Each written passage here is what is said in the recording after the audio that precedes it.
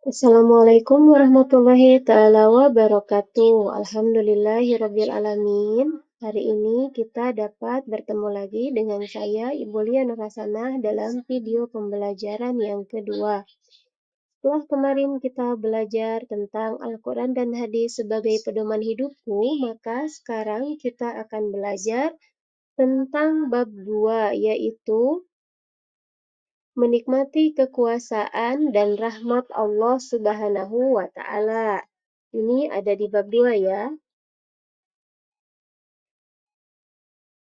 Yang pertama adalah isi kandungan Al-Quran Surat Asy-Syisyam, yaitu surah ke-91 ayat 1 sampai 10, yang dimana membahas keberuntungan orang yang menjaga kebersihan jiwa dan kerugian bagi yang mengotorinya.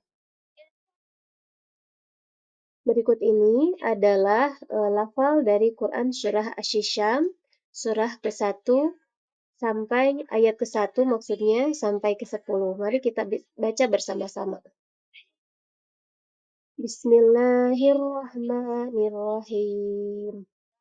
Wasyamsi waduhaha wal qamari idza talaha wan nahari idza jallaha والليل إذا يغشاها والسماء وما بناها والأرض وما طحاها ونفس وما سواها فألهمها فجورها وتقواها قد أفلح من زكاها وقد خاب من دساها. Shadaqallahul Azim. Quran Surat Asy-Syisyam ayat 1 sampai 10, yang artinya adalah demi matahari dan cahaya di pagi hari, dan bulan apabila mengiringinya, dan siang apabila menampakkannya, dan malam apabila menutupinya, dan langit serta pembinaannya, dan jiwa serta penyempurnaannya ciptaannya. Maka Allah mengilhamkan kepada jiwa itu jalan kefasikan dan ketakwaan. Sesungguhnya artinya adalah demi matahari dan cahaya di pagi hari, dan bulan apabila mengiringinya, dan siang apabila menampakkannya. Selanjutnya, kita akan membahas fenomena alam yang menakjubkan, di mana fenomena tersebut bisa terlihat di awal surah Asy-Syisyam, yaitu ayat pertama sampai ayat ke-7. Allah Subhanahu wa Ta'ala menunjukkan sebagian dari betapa luar biasa ciptaannya. Yang pertama, Allah menciptakan matahari. Yang kedua, Allah menciptakan bulan. Yang ketiga, adanya penciptaan siang. Dan yang keempat, adanya penciptaan malam.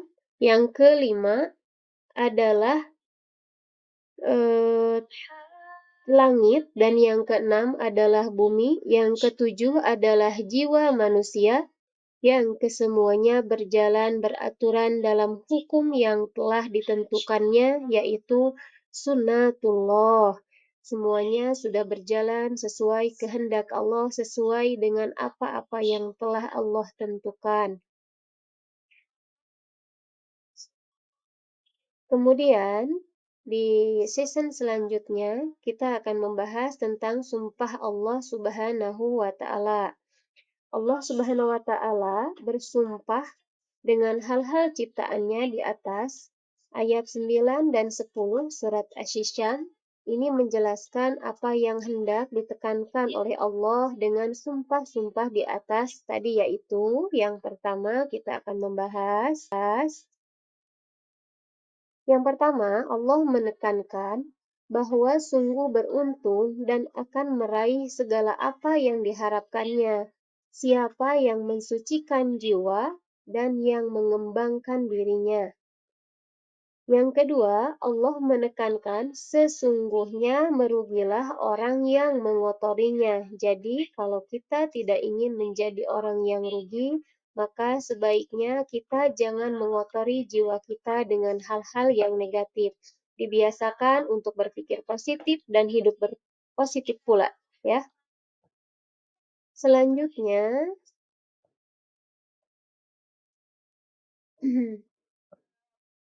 ada isi kandungan Quran Surat Al-Imran ayat ke-190. Yang ini adalah menjelaskan tanda-tanda kebesaran Allah. Ibu bacakan artinya ya. Sesungguhnya dalam penciptaan langit dan bumi dan pergantian malam dan siang terdapat tanda-tanda kebesaran Allah bagi orang-orang yang berakal. Quran Surat Al-Imran surah ketiga ayat 190. Jadi di sini Allah menekankan bahwa ketika Allah mengadakan sebuah pergantian siang dan malam setelah diciptakannya siang, setelah diciptakannya malam, itu adalah untuk orang-orang yang berakal bagaimana supaya kita mengisi hari-hari kita dengan kebaikan-kebaikan. Bagaimana supaya jiwa kita bisa bersih dan tidak kotor. Ini adalah renungan untuk kita sebagai manusia yang diciptakan menjadi makhluk yang sempurna, yang berakal dan berhati nurani. Kemudian yang selanjutnya ada isi kandungan hadis riwayat Bukhari dari Abu Hurairah bahwa rahmat Allah melebihi murkanya. Dari sahabat Abu Hurairah radhiyallahu anhu, Rasulullah shallallahu alaihi wasallam bersabda, tatkala Allah menciptakan para makhluk, Dia menulis dalam kitab-kitabnya. Yang kitab itu terletak di sisinya di atas arsy. Sesungguhnya rahmatku mengalahkan kemurkaanku. Hadis riwayat Bukhari.